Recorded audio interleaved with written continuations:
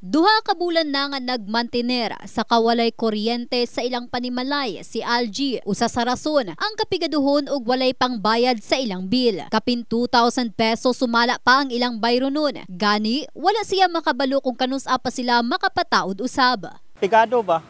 Di ang budget ba di kakaya na. Ya kaya nape mga estudyante, dagampa kong anak, 7 akong anak. Nape mga balon adlaw-adlaw. Nape utang. Kuha namin, gas lang. Palit lang, tagadaw 5, adlaw 5, ana. Karton lang god, paypay lang god. Magpaypay lang, gabi, dugay mi magkuan.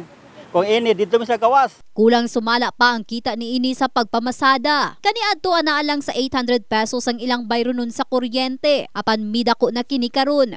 Do ka bill ba, ma'am? Do ka bill ba? Wala kami kabayad pa, do ka bill. Muna na, sobra 2,000 lang to. Kami nagsiris sa mo. Wala man korta nila, wala pugsuli mo tao na. Wala sila kabayan, wala kami tapal. Mga putlan mi.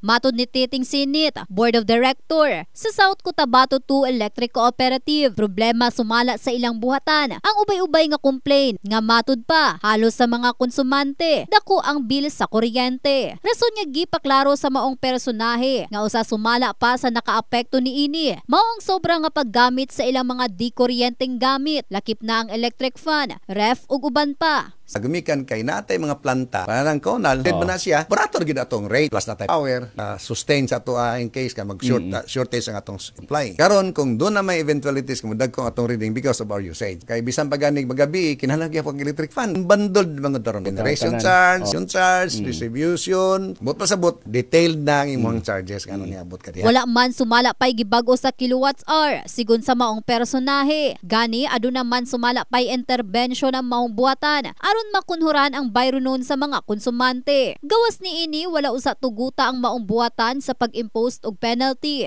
So diligid ta angayan ang Socoteco kay wala man tay ERC approval. In the heart of changing lives, kini si Russell Jean Mantile, Brigada News.